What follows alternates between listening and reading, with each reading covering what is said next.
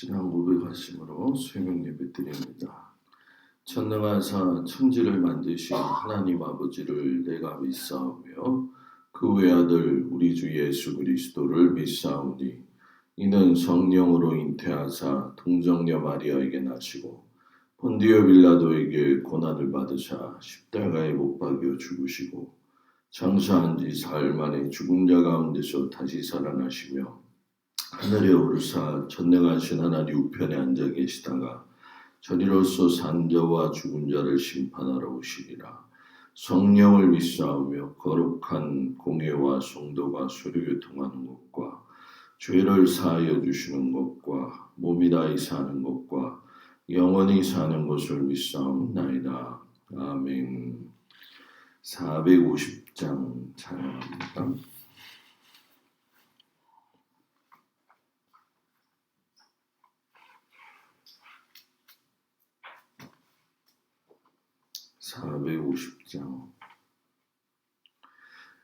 내 평생 소원이 거푼 주의 일하다가 이 세상이 멸하는 날 주 앞에 가니라. 꿈같이 헛된 세상이 취할 곳 무엇냐. 이 즐거움만 하여도 헛된 것뿐이세. 불같은 시험만이나 겁내지 맙시다. 구주의 권능 크시니 이기고 남겠네.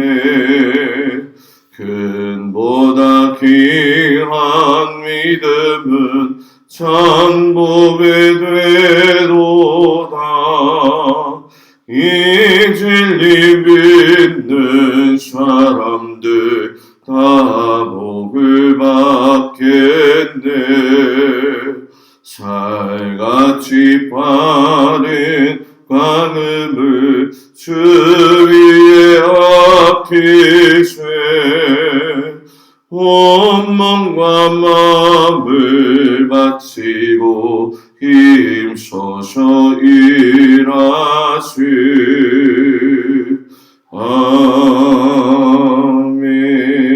아멘. 아멘. 하나님 말씀은 욥기 1장 13절에서 22절까지 말씀 보도록 합니다. 욥기 1장 13절에서 22절까지 말씀을 교도합니다. 하루는 욥의 자녀들이 그 맏아들의 집에서 음식을 먹으며 포도주를 마실 때에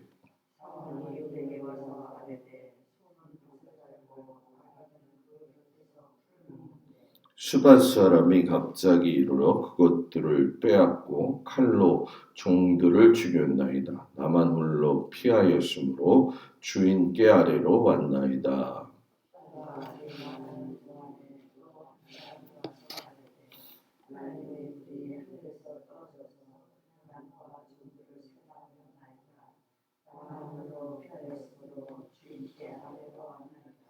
그가 아직 말하는 동안에 또 한 사람이 와서 아뢰되 갈대아 사람이 새 무리를 지어 갑자기 낙타에게 달려들어 그곳을 빼앗으며 칼로 종들을 죽였나이다. 나만 홀로 피하였으므로 주인께 아래로 왔나이다.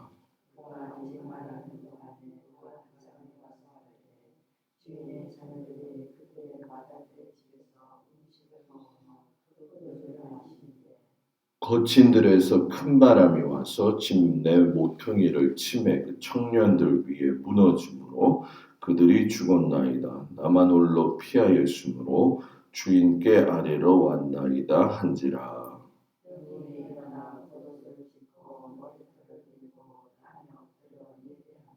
이르되 내가 모태에서 알몸으로 나왔사온즉 또한 알몸이 그리로 돌아가올지라. 주시니도 여호와시요 거두니시도 여호와이시니 후시오니 여호와의 이름이 찬송을 받으실지니이다 하고, 이 모든 일에 욥이 범죄하지 아니하고 하나님을 향하여 원망하지 아니하니라. 아멘. 거룩한 주일 주님 앞에 나온 성도들을 축복합니다. 사람들이 비극적인 일을 만나는 건 누구나 원치 않는 거죠. 그리고 또 그 비극적인 일을 혹시나 닥쳤을 때에도 그 상황을 어떻게 잘 헤쳐나가야 되느냐, 이것 또한 그 저마다 가지고 있는 삶의 어떤 자기 고백이 될 수도 있고 또 피하는 방법이 여러 가지 있겠죠. 그런데 제일 중요한 건 뭐냐면, 사람들이 비극적인 일을 겪으면 누구에겐가 이 원인을 또 이 결과에 대한 책임을 지고 싶어 할 때가 있는 것이 사람의 마음이죠. 오늘 우리가 욥을 보면서 느끼지만 대다수의 사람들이 비극적인 일 앞에서는 하나님을 원망하는 경우가 많이 있습니다. 그리고 더욱이 그 비극이 닥친 원인, 이유를 알지 못할 때에는 그 원망의 정도가 매우 심해지는 것을 우리가 보게 되죠. 어저께 그 천상에서 회의를 하던 중에 사탄이 제기했던 그 질문, 이유 없이 욥이 하나님을 섬길 수 있겠습니까? 물질의 복을 다 허락하셨기 때문에 저가 하나님을 섬기는 거 아니겠습니까? 이런 이야기를 했지요. 그것은 분명히 설득력 있는 그런 이야기이기도 했지만, 중요한 건 오늘 그 사단의 설득력 있는 주장에 대해서 욥이 틀렸다는 사실을 믿음으로 증명한 이야기가 오늘 말씀이 됩니다. 하루는 욥의 자녀들이 맏형의 집에서 음식을 먹고 또 포도주를 마실 때 스밧 사람들이 몰려와 가지고서는 소와 나귀를 다 빼앗고 이 종들을 다 칼로 죽이는 사건이 시작이 되어지죠. 이 스밧 사람들은 행인들이라고 하는 뜻인데, 어떤 의미에서 보면은 지나가던 객들이 주인들을 죽이고 이유 없는 그런 죽음 앞에 내던지게 되어진 거죠. 그래서 평상시와 다름없는 날에 첫 번째 비극이 찾아오게 되어지는데, 우리 여기서 욥에게도 집중을 해야 되겠지만은 제일 중요한 건 사람의 모든 삶의 그 상황 속에서는 이런 욥이 당했던 재난을 누구든지 당할 수 있다라는 얘기죠.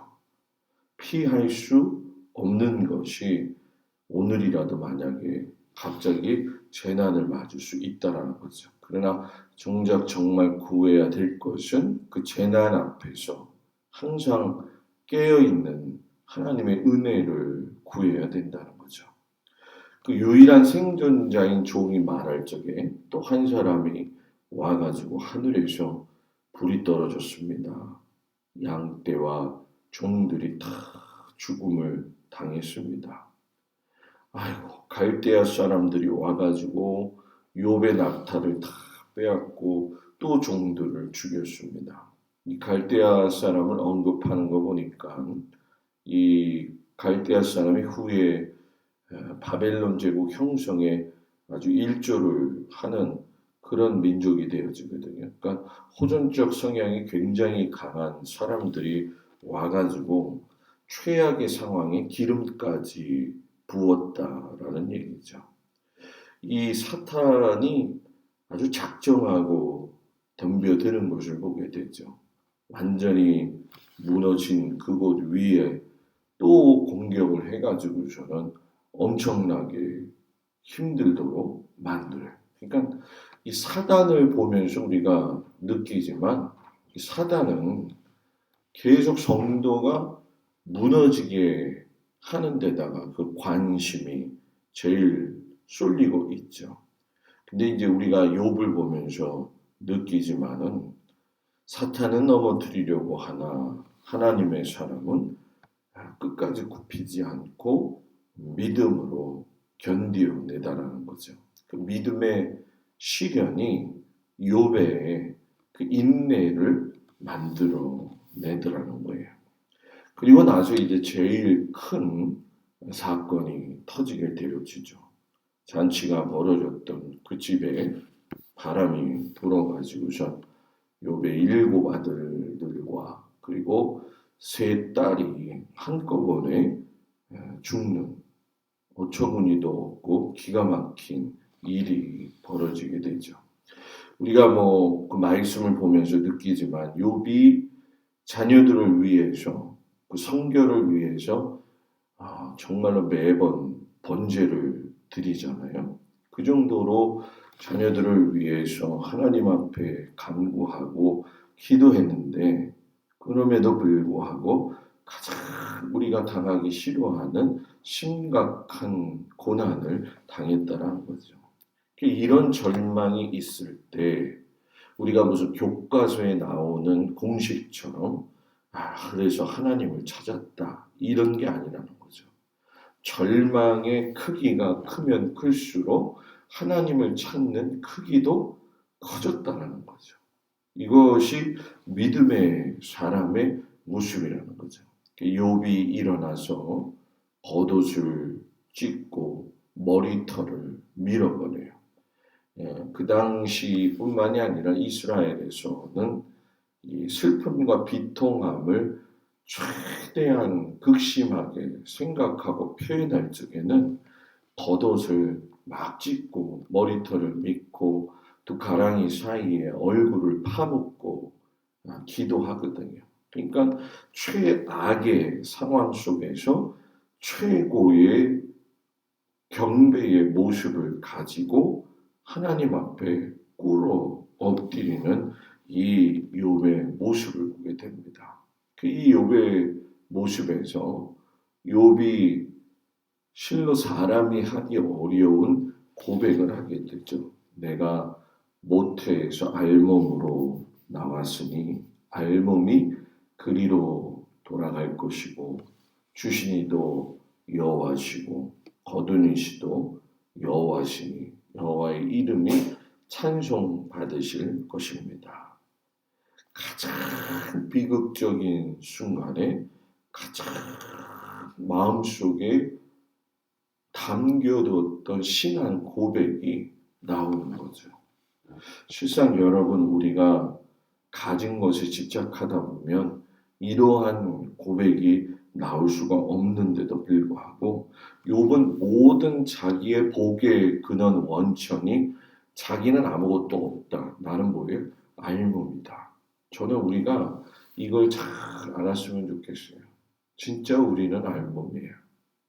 올 때부터 알몸이고 갈 때까지도 알몸이죠. 잠깐 살아있을 때에 우리가 가진 것이 많으면 얼마나 많겠고 또 적으면 얼마나 적겠냐는 거예요. 결국은 하루에 우리가 먹고 마셔야 될 것만 더 먹고 싶다고 해서 먹고 마시는 것도 아니고, 그죠? 못 먹을 수는 있겠지만 죽지 않을 정도일 것이니까 감사한 거죠. 그러니까 어찌 보면 우리들의 삶이 하루하루가 알몸이 되어져가는 과정을 겪고 있는 것 같아요. 알몸으로 왔다가 다시 알몸으로 가기 위한 준비를 하고 있다는 거죠. 그러니까 이런 알몸이 되어져가는 그 과정에 내가 어떻게 바르게 인생을 살다가 갈 거냐. 내 순간의 삶에 하나님 앞에 이런 모습이었구나라고 하는 걸 아는 것이 결국 참 믿음의 사람이라는 거죠. 욥의 모습을 성경 저자가 보고선 22절에 아주 기가 막힌 평가를 해요. 이 모든 일에 욥이 범죄하지 아니하고 하나님을 향하여 원망하지 아니했다. 완전한 하나님의 뜻에 만물을 다스리는 분이 하나님이시라는 걸 절대적으로 믿고 내가 하나님 원망하지 않겠습니다. 하나님 원망하지 않겠습니다. 그래서 재난이 닥치고 어려움이 닥치면 그 사람의 믿음도 드러나는 것 같아요. 항상 그 보석이 항상 이 아름답고 깨끗한 것에서만 바래지는 건 아니라는 거죠.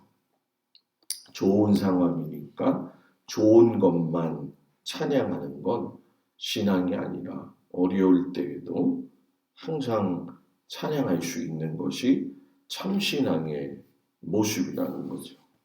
오늘 욥의 인생을 보면서 사람은 누구나 다 갑자기 난데없이 비극이 닥칠 수도 있다. 그때 내가 하나님의 주권을 인정하면서 하나님을 찬양하는 기회로 삼고 인생은 하나님이 알몸으로 보내셨고 결국은 알몸으로 다시 하나님 앞에 가야 되는구나. 이런 마음을 가지고 우리들의 인생의 삶에 하루하루의 삶의 순간순간을 참으로 하나님 앞에 감사하면서 또 때로는 그 고난으로 인해서 어렵다 할지라도 맞습니다. 이 모든 것이 주님의 손아귀에 있습니다.